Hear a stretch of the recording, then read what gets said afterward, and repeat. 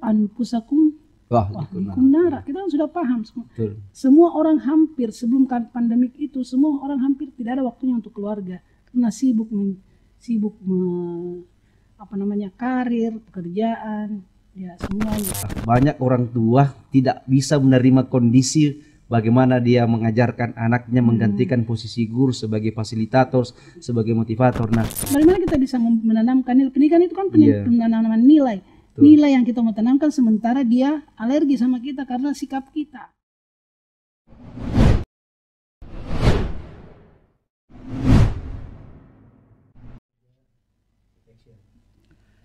Assalamualaikum warahmatullahi wabarakatuh. Kembali bersama saya Takdir Khair dalam program Klinik Pendidikan Majelis Ulama Indonesia, tentunya Komisi Pendidikan dan Kaderisasi.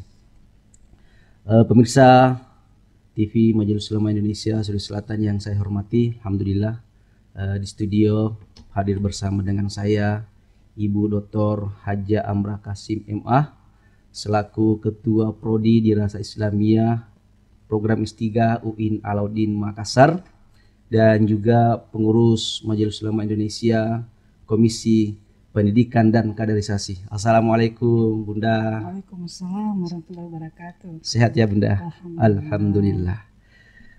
Pemirsa TV Majelis Ulama Indonesia yang saya hormati, pada kesempatan ini kita akan berbincang-bincang tentang pembinaan anak di masa pandemi COVID-19 atau COVID-19. Tentu telah hadir bersama kita semua narasumber kita yang sangat ahli di bidangnya yang akan membahas tentang topik kita pada kesempatan ini, yaitu pembinaan anak di masa pandemi COVID-19.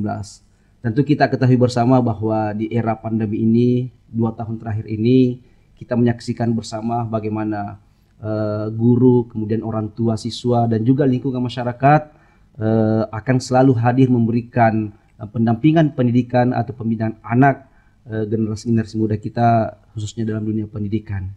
Baik Bunda, kami berikan kesempatan kepada Bunda Dr. Haja Amrah Kasim untuk membahas tentang pembinaan anak di masa pandemi COVID-19. Silakan Bunda. Baik, terima kasih. Bismillahirrahmanirrahim. Assalamualaikum warahmatullahi wabarakatuh. Waalaikumsalam warahmatullahi wabarakatuh. Alhamdulillahirrabbilalamin. Wassalatu wassalamu ala rasulillah. Berbicara tentang pendidikan di era pandemi COVID-19 ini tidak bisa lepas dari pandemik itu apa sih? Pandemik artinya kembali ke rumah. Itu makna pertama kan? Isolasi diri. Artinya tidak ada kerumunan, tidak ada kehidupan normal yang biasa kita lakukan dalam dunia pendidikan itu dibatasi dengan adanya pandemi, terbatas. Karena untuk mencegah penularan virus yang lebih meluas, itu yang kita harus pahami. Nah, jadi kalau kita berbicara tentang pandemi, tentunya kita ingat kembali ke rumah kan, di rumah aja, ya kan, di rumah aja. Nah, terus kalau kita di rumah tentunya keluarga. Nah, disinilah faktor ketahanan keluarga yang harus kita perhatikan dalam pendidikan di era pandemik ini. Artinya kembali kepada keluarga, karena betapa banyak masalah-masalah yang lahir rapuh itu ujung-ujungnya adalah karena masalah di keluarga. Inilah mungkin hikmah Allah Subhanahu Wa Taala menginstal kembali sistem ini dengan adanya pandemik. Ya kita dengan pandemik, dan supaya setiap orang kembali melihat seperti apa sih keluarga saya. Back to home, ya kan? Nah, di keluarga itu dalam Al-Quran dikatakan, kita sudah diwanti-wanti, anfusakum wahlikum nara. Kita kan sudah paham semua. Semua orang hampir sebelum pandemik itu, semua orang hampir tidak ada waktunya untuk keluarga karena sibuk karir, pekerjaan, ya semuanya. Tapi dengan adanya pendidik memaksa kita. Nah, sekarang bagaimana keadaan anak-anak kita, pendidikan mereka khususnya di era pandemi ini. Nah, itu mungkin topik kita kan yang kita mau bahas secara mendalam. Tentunya kalau kita kembali ke rumah, siapa yang ada di rumah? Ibu dan ayah. Terus anak itu yang menjadi objek pendidikan. Ini itu yang kita bahas. Pertama, fungsi seorang orang tua dulu di rumah seperti apa? Seorang orang tua di era pandemik ini pertama harus berfungsi juga sebagai guru. Iya. Guru. Jadi dia menggantikan fungsi pendidikan di pendidikan formal di sekolah.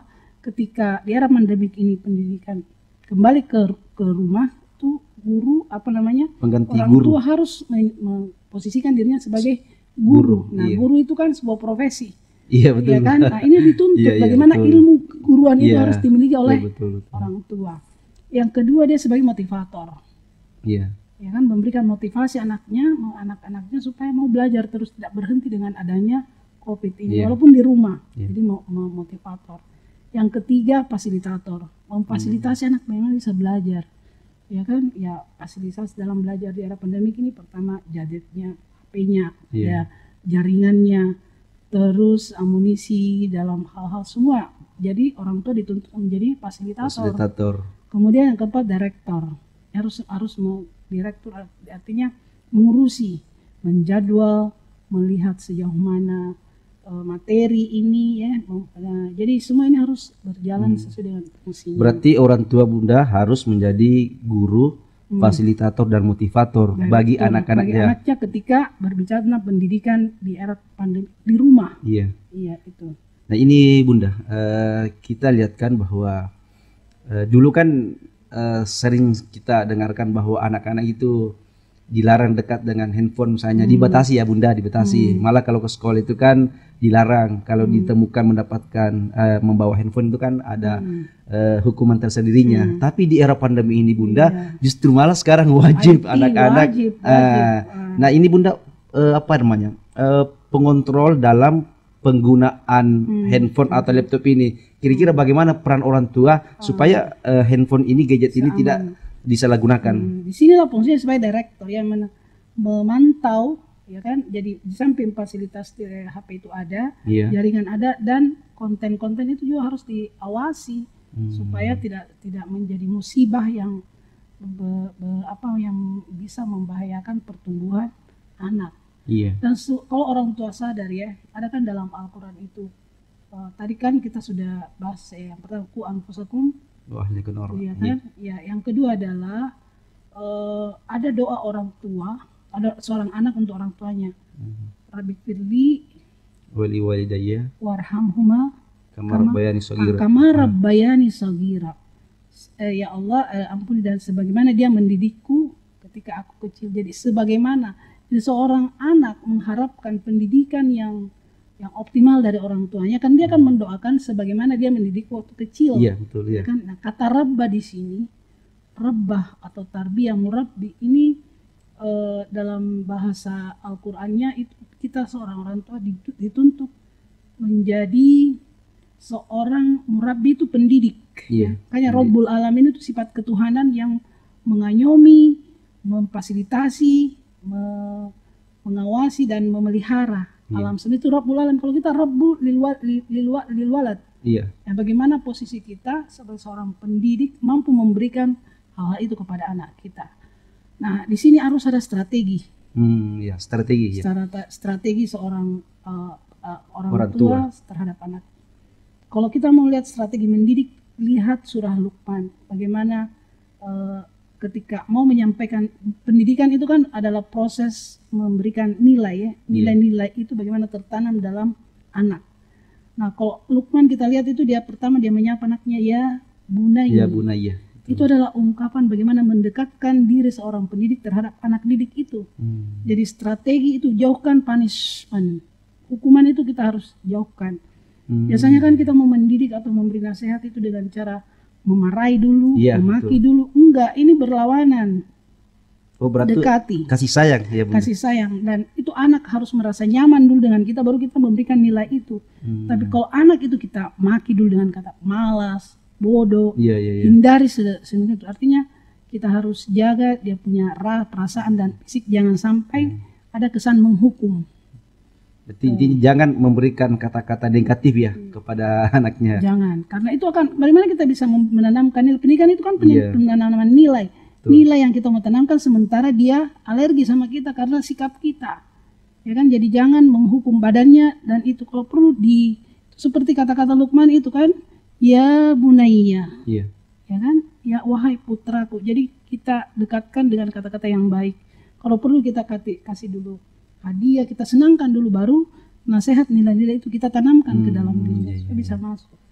Gitu. Bil hikmah ya. Bil hikmah wal mau'izatil hasanah. Terus begini Bunda, dalam ini kan kita juga tidak bisa lepas antara guru di sekolah dengan orang tua. Kira-kira apa yang harus dibangun antara orang tua siswa dengan guru di sekolah? Karena mau tidak mau kan juga tetap sekolah itu tidak lepas tanggung jawab penuh juga menyerahkan kembali kepada keluarga. Tetap ada komunikasi. Nah kira-kira relasi atau hubungan apa yang harus dikuatkan antara kedua orang tua dan pihak sekolah atau guru? Tentunya kan ada 3 ini yang lingkungan ya, lingkungan masyarakat sebagai pendidikan non formal, di sekolah itu pendidikan formal, dan di rumah adalah pendidikan informal. Ini 3 harus selalu berkolaborasi. Kalau tidak ini bisa-bisa kita gagal, ya kan? Ya, jadi pertama hubungan antara siswa dengan guru dan orang tua. Ini yang penting kita lihat dulu, orang tua dengan guru, ya kan?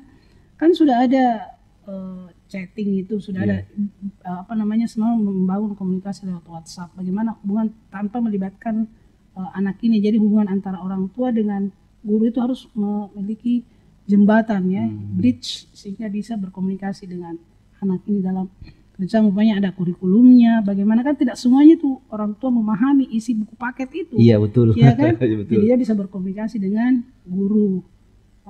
Gitu. Berarti guru dan orang tua murid harus sering memberikan informasi ya Bunda ya. Saling menginformasi bagaimana perkembangan anak ini. Sebenarnya di era yang sebelum pandemik itu juga sudah bisa.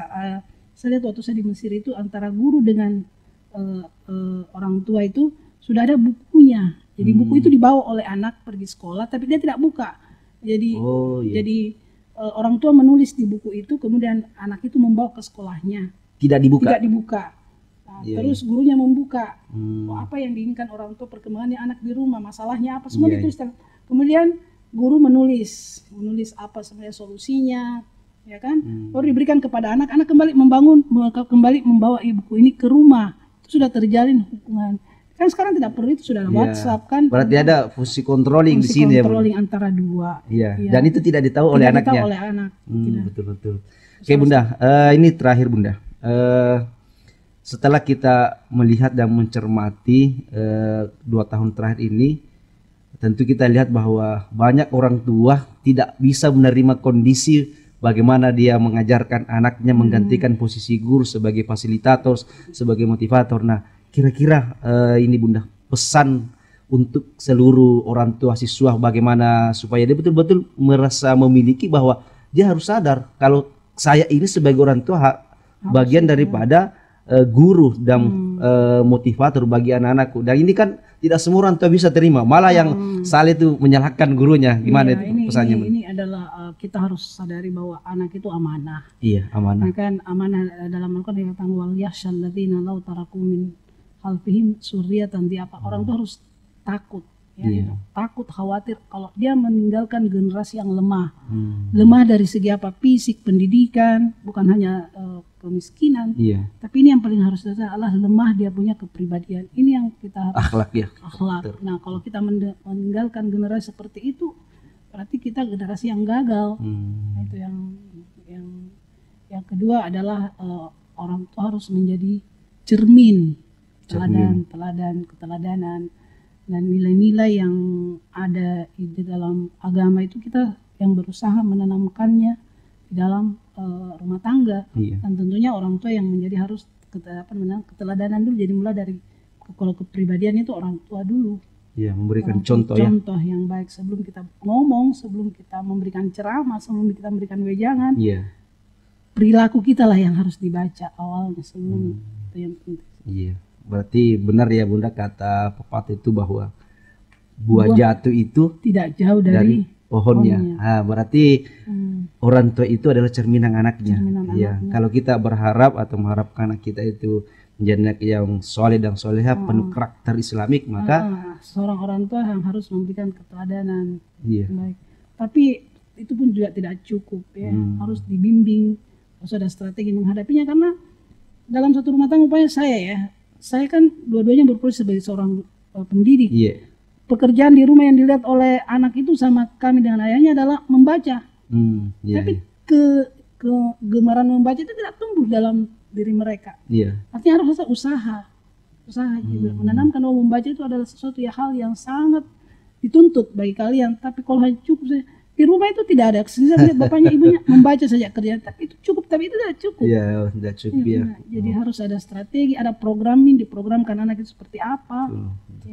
Oke, baik Bunda, tema kita sangat menarik dan sebenarnya masih perlu kita jelaskan, tapi karena waktu sangat membatasi kita, para pemirsa TV Majelis Ulama Indonesia, penekannya di sini bahwa dalam hal untuk pendidikan pembinaan anak di era pandemi ini, orang tua harus menyadari bahwa kita adalah guru, fasilitator yang harus memposisikan diri sebagai guru, controlling kepada anaknya. Kemudian selanjutnya juga kita harus menyadari bahwa anak adalah amanah, ya. Jadi tidak ada alasan orang tua bahwa saya serahkan penuhnya kepada sekolah untuk membina anak saya. Berarti orang tua memang di sini menjadi faktor utama dalam hal pembentukan karakter kepada anaknya. Baik, Bunda, terima kasih banyak atas waktunya dan ilmunya. Semoga pembahasan kita pada kesempatan ini menjadi ibadah dari Allah Subhanahu wa Ta'ala. Saya Takdir Khair mengundur diri. Sekian. Wassalamualaikum warahmatullahi wabarakatuh.